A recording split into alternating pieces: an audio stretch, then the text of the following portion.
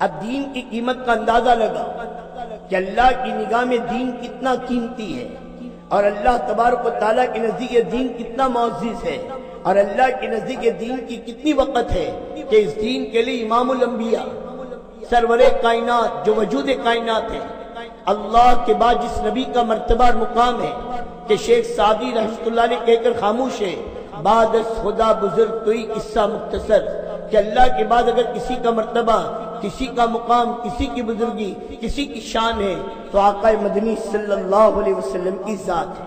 وہ امام الانبیاء کہہ رہے ہیں اس دین کے لیے جتنا میں ستایا گیا، اس دین کے لیے جتنا مجھ کو ڈرایا گیا، اور اس دین کے لیے جتنا میں نے تکلیف اٹھائی، کسی نبی کو نہیں ستایا گیا۔ تمام نبیوں کی تکلیف ایک طرف، کوئی نبی 500 سال محنت کر کے گیا، کوئی نبی 800 سال محنت کر کے گیا، کوئی نبی 950 سال محنت کر کے گیا، کوئی نبی 1000 سال محنت کر کے گیا۔ ان تمام نبیوں کی تکلیف ایک پلے میں، آقا مدنی صلی اللہ علیہ وسلم فرماتے میری تکلیف ایک پلے میں رکھ دی جائے تو ان سب کی تکلیف پر میری تکلیف بھاری ہے۔ اس سے دین کی قیمت کا اندازہ لگا۔ سب سے پہلے میرے دوستو بزرگوں، اس دین کے لیے اللہ کے نبی نے کتنی مشقتیں برداشت کی۔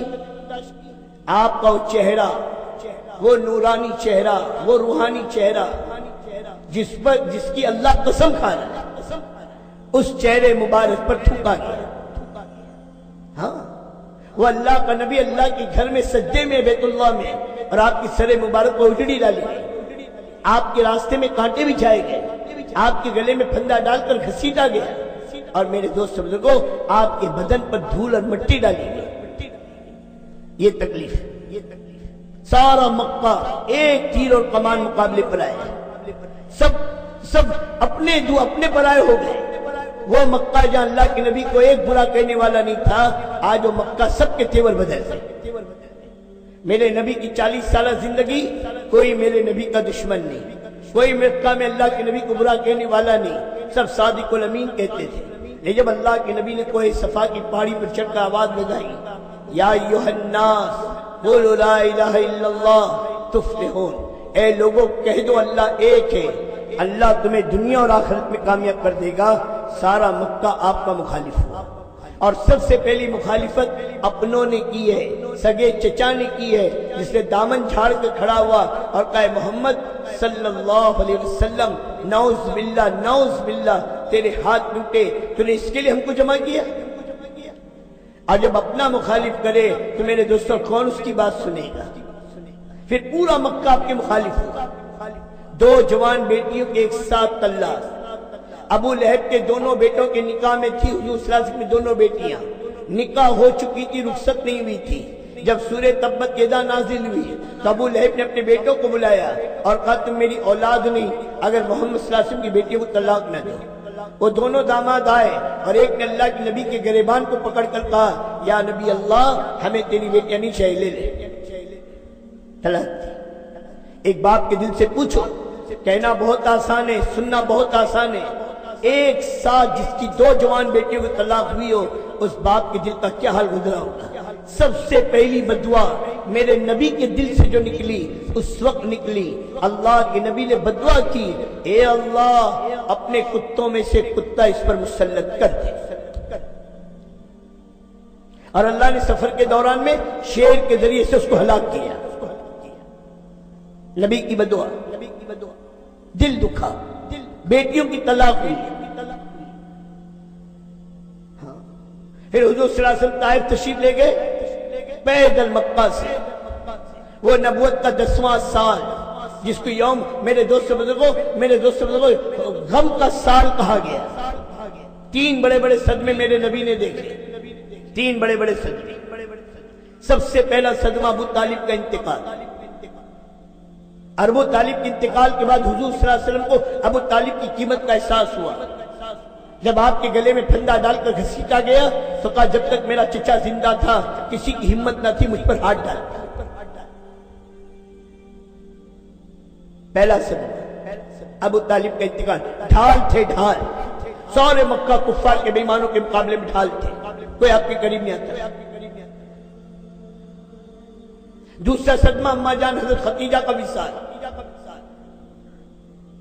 حضرت خدیجہ جو میرے نبی کی سب سے بڑی، میرے دوستوں بزرگوں، سب سے زیادہ اللہ کے نبی کا ساتھ دینے والی، سب سے پہلے کلمہ پڑھنے والی، سب سے پہلے اپنا مال اللہ کی راہ میں دینے والی، سب سے پہلے 3 سال شیب ابی طالب میں اللہ کے نبی کے ساتھ پتے چبانے والی۔ یہ دوسرا صدمہ، گھر میں جو بچیاں موجود، اب ماں کا جنازہ اٹھ گیا، یہ دوسرا صدمہ۔ حضرت خدیجہ کا وصال، اور اللہ کے نبی کو حضرت خدیجہ سے کتنا تعلق، ہر وقت اللہ کے نبی حضرت خدیجہ کا تذکرہ فرماتے ہیں۔ تو ایک مرتبہ حضرت عائشہ رضی اللہ تعالیٰ کا، یا نبی اللہ کب تک آپ اس بوڑھی کو یاد کریں گے؟ اللہ نے اس سے بہتر اور جوان بیوی آپ کو دی۔ حضور صلی اللہ علیہ وسلم کا چہرہ غصے میں سرخ ہو گیا، اور آپ نے حضرت عائشہ کے منہ پہ ہاتھ رکھ دیا اور کہا عائشہ اس جیسی اللہ نے مجھے کوئی نہ دی۔ اس نے ایسے وقت میں مجھ پر ایمان لایا جب کوئی ایمان لانے والا نہیں تھا، ایسے وقت میں میرا ساتھ دیا کوئی ساتھ دینے والا نہیں تھا، اور میری ساری اولاد اس سے۔ اللہ کے نبی پاس حضرت خدیجہ کا وصال۔ اور تیسرا صدمہ طائف کی وادی کا تشریف لے جانا اور طائف کے بے ایمانوں کا میرے نبی کو سراپا زخمی کرنا۔ ہاں پیدل تشریف لے گئے تھے، حضرت زید ابن حارثہ کے ساتھ تھے۔ وہاں جا کے جو میرے دوست نے واقعات میں پڑھتے ہیں سنتے ہیں، سرداروں کو دعوت دی، انہوں نے مذاق اڑایا، انفرادی طور پر لوگوں سے ملاقات کی، انہوں نے سننے کو تیار نہ ہوئے۔ جب کسی قوم کا بڑا ہی مخالف ہو جائے تو چھوٹے ماننے کو تیار نہیں ہوتے۔ اب مکہ کے شہر اور طائف کے شریر دو رویہ قطار میں کھڑے ہیں۔ اب میرے نبی پہ پتھروں کی بارش اور آپ سراپا زخمی ہوئے، پنڈلیوں کا خون، اور پنڈلیاں اتنی پھٹی کہ ان کا خون میرے دوستوں بہتا ہوا میرے دوستوں پاؤں تک پہنچا اور جوتیوں میں جا کر جمع ہوا۔ اور حضرت زید ابن حارثہ نے اپنے دانتوں سے اللہ کے نبی کی جوتیوں کو پاؤں سے الگ کیا۔